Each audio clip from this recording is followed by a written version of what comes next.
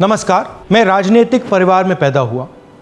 जब मैं छोटा सा था 1980 में प्रियंका और मैं घर में लेई बनाते थे, रात को निकलकर पोस्टर चिपकाते थे। चुनाव समझता हूं, 20 साल से मैं स्वयं चुनाव लड़ रहा हूं।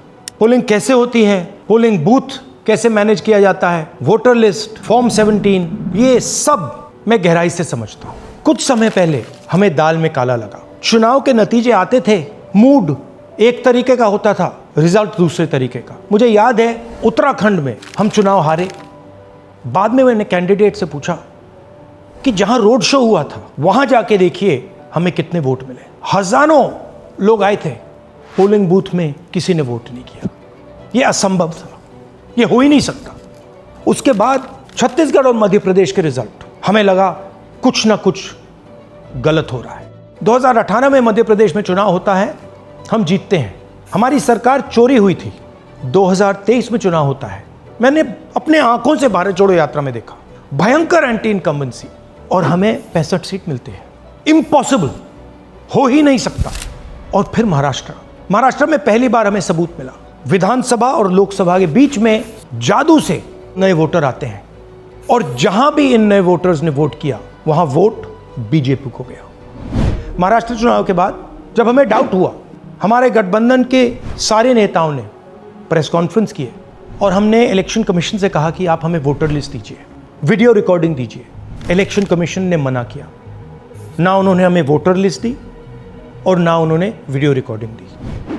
डाउट हुआ, क्यों नहीं दे रहे, क्या कारण है?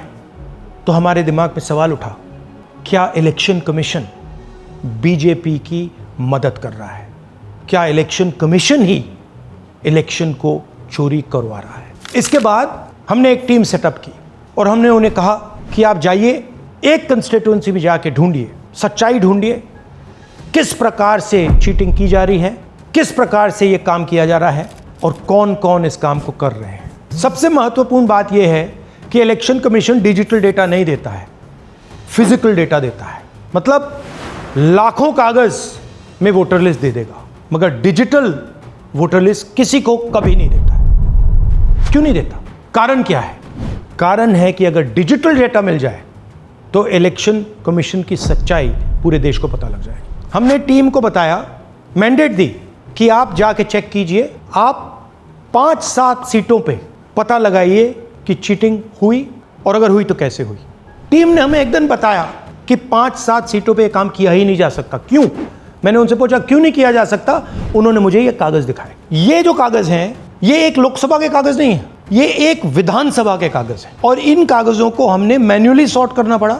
और पूरा का पूरा काम जो हुआ है, इसमें 6 महीने लगे हैं, और एक असेंबली सीट में हम ये काम कर पाए हैं। क्यों? क्योंकि डिजिटल डेटा नहीं दिया जाता। अगर इलेक्शन कमीशन ने हमें डिजिटल डेटा दिया होता तो हम ये कार्रवाई पूरे देश में, हर लोकसभा में, हर विधानसभा में 15 मिनट में करके दिखा देते। हमारे पास अनलिमिटेड रिसोर्सेज नहीं है, इसलिए हमने ये रिसर्च सिर्फ एक लोकसभा में, एक विधानसभा सीट में की। मगर मुझ में अब पूरा भरोसा है कि ऐसी 100 से ज्यादा सीटें हैं हिंदुस्तान में।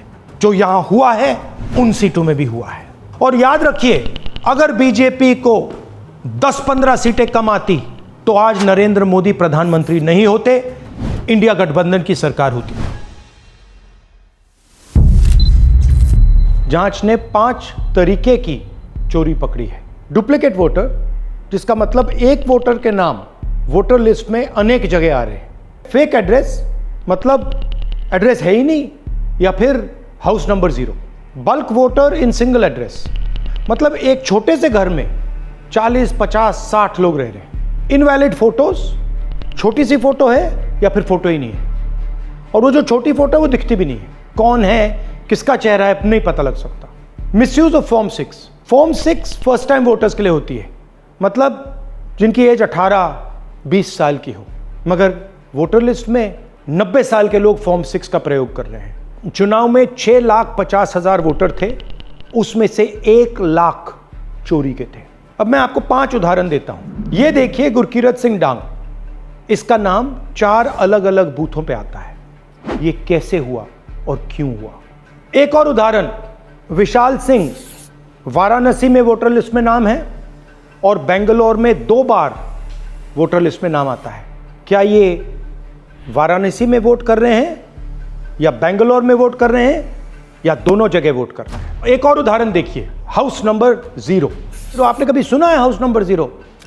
हमने तो नहीं सुना था, मगर बेंगलोर में हजारों हाउस नंबर 0 हैं वोटर लिस्ट पे।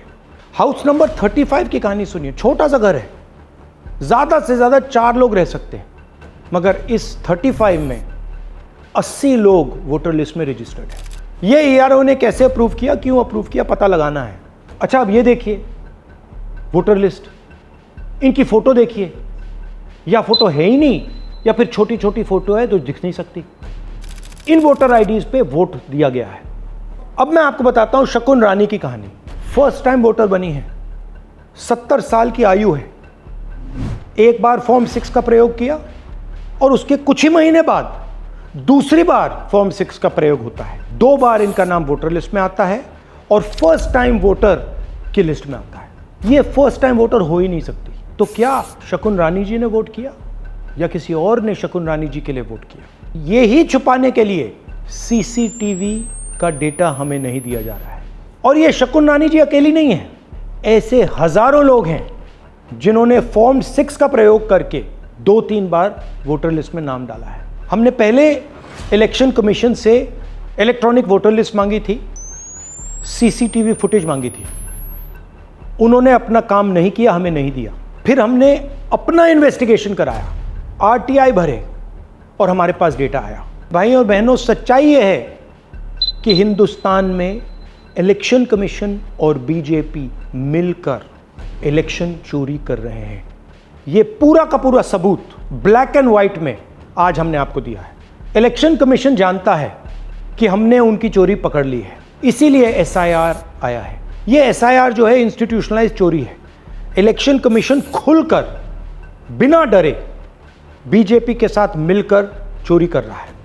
और ये जो एसआईआर है, इसका लक्ष्य गरीबों का जो हक है, उनका वोट जो है, उनसे चोरी करने का है। मैं आपको एक और बात बताना चाहता हूं। इस पूरी इन्वेस्टिगेशन में हमने वोटर एडिशन को देखा है, मगर जितना एडिशन होता है शायद उससे ज्यादा डिलीशन होता है, सबट्रैक्शन होता है।